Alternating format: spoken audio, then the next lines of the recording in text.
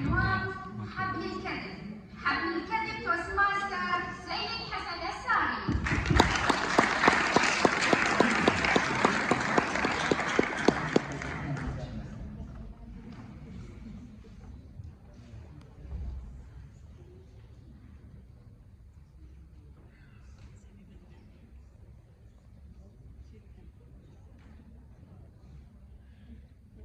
كلنا يعلم بأن حبل الشد يصير في السابعة من عمري قلت لأخي الأكبر مستهزئا: لقد رأيت 5 شبان يتوازعون علبة سجائر بينهم، يا لهم من مساكين. فرد علي مبتسما: وانتون إن شاء الله توازعون سيجارة واحدة على كم شخص؟ لقد كشف أخي الأكبر سري الذي خبأته عن الجميع، وبعدها أقلعت عن التدخين. السيد رئيس المسابقة، الأعزاء الحضور، كلنا يعلم بأن حبل الشد أصيل في 24 من عمري كان القلق والتوتر يسيطران علي بسبب العمل، الدراسة الجامعية، وفكرة التدخين متصدرة داخل عقلي مرة أخرى. فالكثير من زملائي قالوا لي بأنهم يدخنون لأنه يخفف من التوتر ويساعد على التركيز أثناء المذاكرة. وفي صبيحة يوم الأحد وأثناء تواجدي في العمل رأيت علبة سجائر كاملة ملقية على الأرض. في الوهلة الأولى فكرت أن أبحث عن صاحبها وأعيدها له، ومع التفكير مليا قررت أن أتخلص منها نهائيا، فضغطت على العلبة بقوة مرة ومرتين.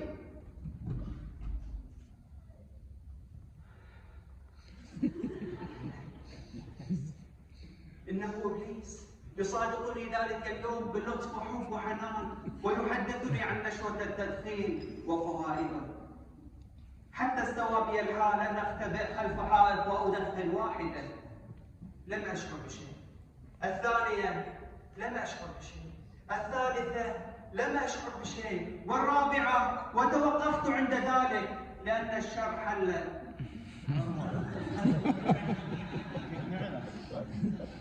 تبي تطردنا أنت من هنا؟ لقد تألمت كثيرا لأنني لم أشعر بنشوة المدخنين، ولم أقتنع يوما ما بأنني أدخن.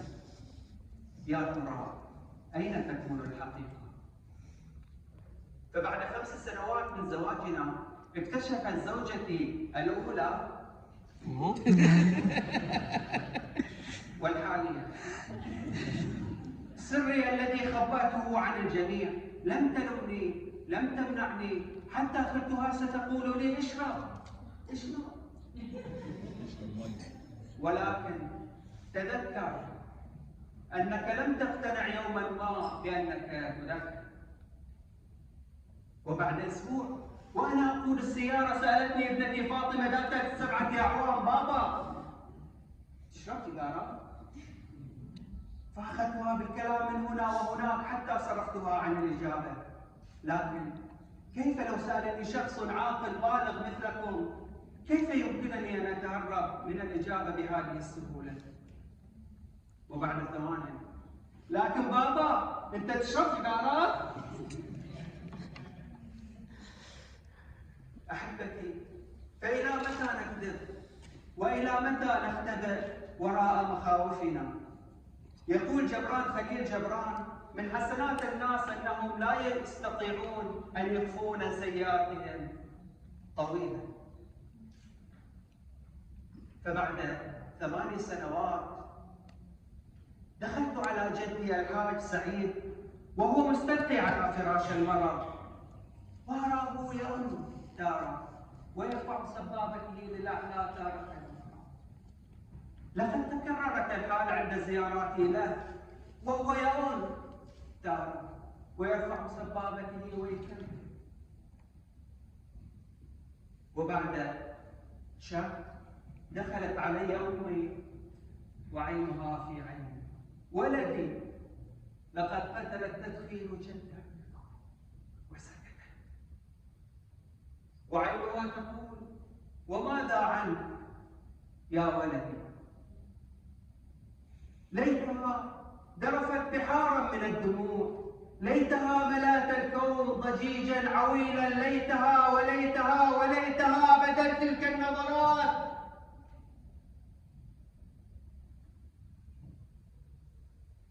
بعد تلك الحادثة قررت أن أتخلص نهائيا عن التدخين، غير أن كل المحاولات التي أعملها لا تجدي نفعا.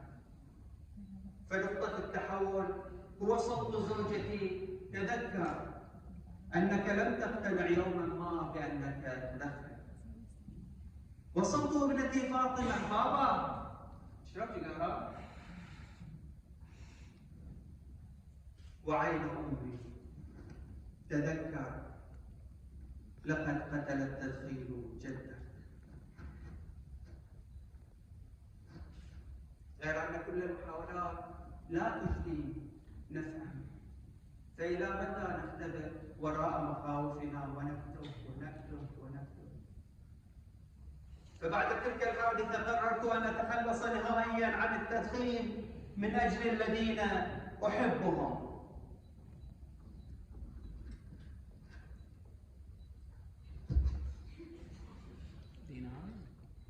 نعم، من أجلنا وأجلك. أحبتي،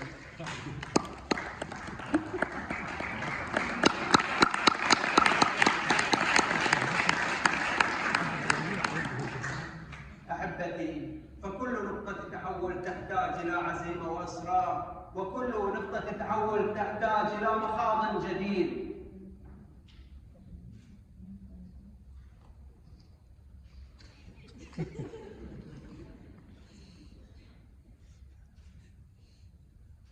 نعم.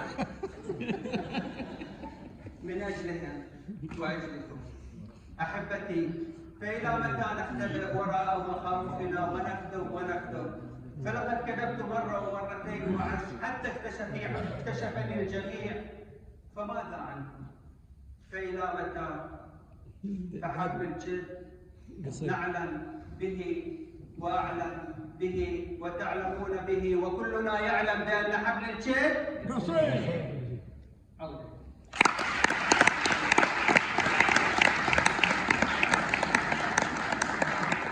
شكرا للمتسابق السيد حسن الثاري على هذه الخطة. دقيقة من الصلاة.